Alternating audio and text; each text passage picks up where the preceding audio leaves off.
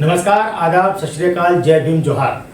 मैं हूं यूसुफ अंसारी। एक बहुत ही महत्वपूर्ण और अहम मुद्दे की तरफ ध्यान खींचने और उस पर बात करने के लिए मैं आपके सामने हाजिर हूं।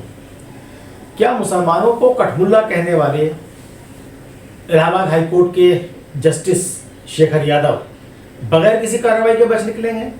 क्या उपराष्ट्रपति जगदीप धनखड़ उन्हें बचाने की कोशिश कर रहे हैं?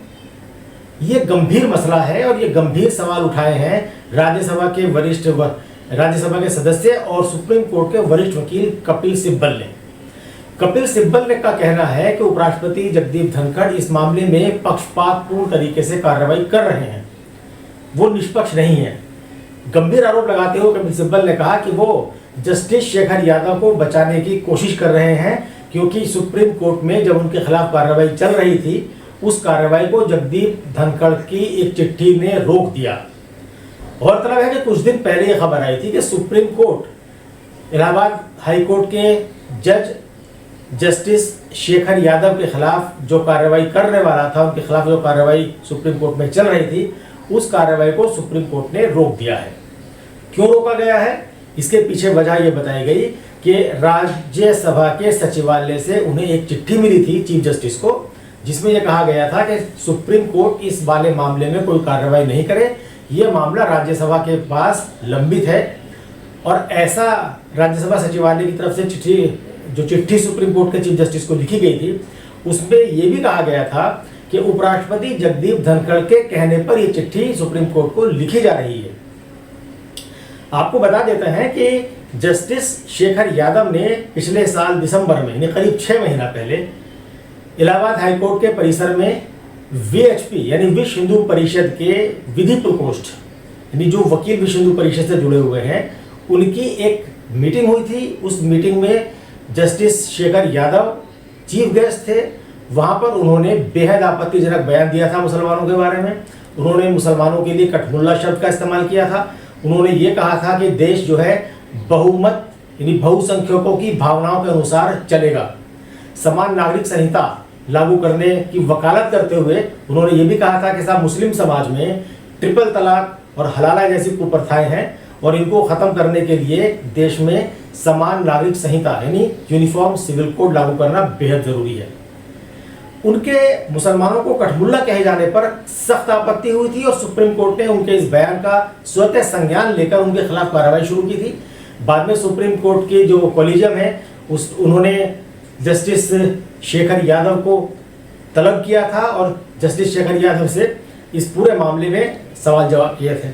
इलाहाबाद हाई कोर्ट से भी उस मामले में रिपोर्ट मांगी गई थी और उसके बाद सुप्रीम कोर्ट ने इस मामले को पाया कि उनके खिलाफ कार्रवाई की जानी चाहिए। उधर राज्यसभा में उस वक्त संसद का शीतकालीन सत्र चल रहा था, तो राज्यसभा के 55 सांसदों ने एक चिट्ठी उपराष्ट्रपति जगदीप धनखड़ को लिखी थी, जिसमें कहा गया था कि जस्टिस शेखर यादव के खिलाफ महाभियोग लाया जाना चाहिए, क्योंकि उन्होंने एक विशेष समुदाय के बारे में बेहद आपत्तिजनक बातें की हैं और उन्हें इस तरह से नहीं बख्शा जाना चाहिए। 55 सांसदों ने, राज्यसभा के 55 सांसदों ने उस पर दस्तखत किए थे, लेकिन उस चिट्ठी पर उपराष्ट्रपति जगदीप धनखड़ ने कोई कार्रवाई नहीं की। बाद में ये पता चला कि 13 फरवरी 2025 को राज्यसभा सचिवालय की तरफ से सुप्रीम कोर्ट के चीफ जस्टिस को चिट्ठी लिखकर जस्टिस शेखर यादव के खिलाफ चल रही कार्रवाई को रोकने की अपील की गई। इस पूरे मामले पर कपिल सिब्बल बहुत आक्रामक है, बेहद खफा है और राष्ट्रपति जगदीप धनखड़ पर उन्होंने गंभीर सवाल उठा दिए हैं कि उपराष्ट्रपति जो है वो एक सांप्रदायिक सोच के जज का बचाव कर रहे हैं, उनके खिलाफ कार्रवाई को उन्होंने रोक दिया है।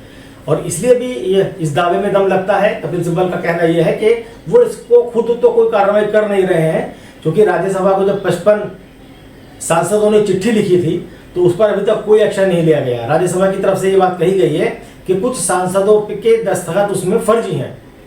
तो कपिल सिब्बल ने सवाल उठाया है कि क्या राज्यसभा के सभापति का सिर्फ यही काम है कि वो ये चेक करें कि साहब किसके दस्तखत सही हैं और किसके दस्तखत गलत हैं, और क्या दस्तखत सही है या गलत है ये चेक करने में 6 महीने लगेंगे।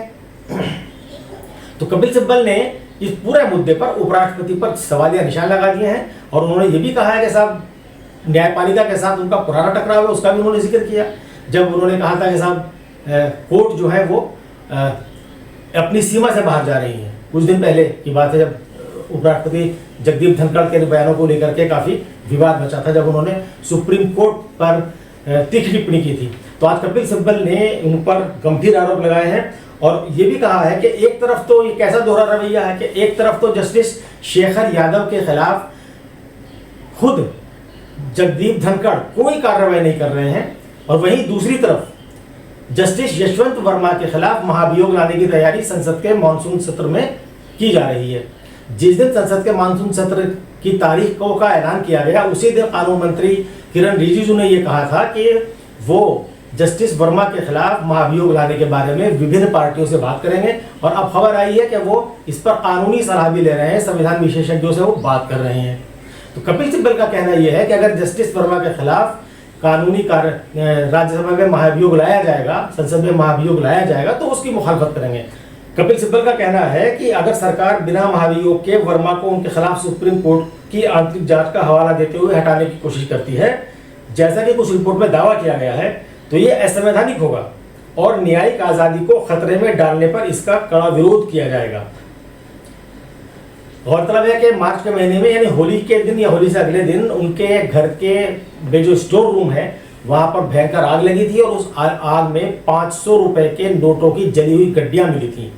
बाद में इस पर दिल्ली पुलिस ने एफआईआर दर्ज की और बाद में सुप्रीम कोर्ट ने एक विशेष टीम गठित करके इस पर जांच कराई। तो उसमें पाया गया कि वो नोट भारी मात्रा में उनके पास ये नोट थे, 500 के नोट थे, तो उनको लेकर के तत्काल प्रभाव से उनका तबादला कर दिया गया था दिल्ली हाई कोर्ट से इलाहाबाद हाई कोर्ट। और जब इलाहाबाद हाई कोर्ट उनका तबादला किया गया तो इलाहाबाद हाई कोर्ट की जो बार काउंसिल है उसने इस पर तीखी टिप्पणी की थी।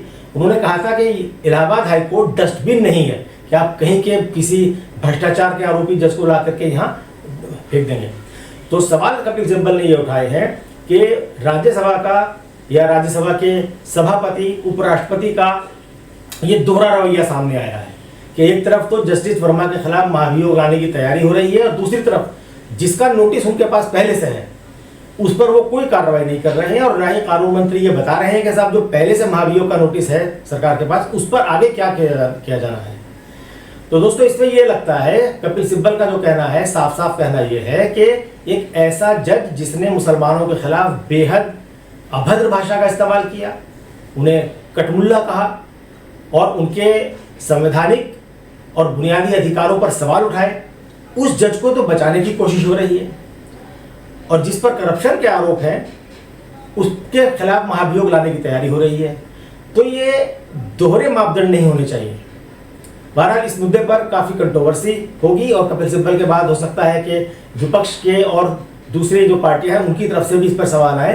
तो देखना दिलचस्प होगा कि आखिर जस्टिस शेखर यादव क्या महाभियोग से बच पाएंगे, क्या उन्हें बचा लिया जाएगा, और अगर बचा लिया जाता है तो फिर ये बात साबित हो जाएगी कि मुसलमानों के बारे में कोई भी कहीं भी कुछ भी कह सकता है, उसके खिलाफ कोई कार्रवाई नहीं होगी।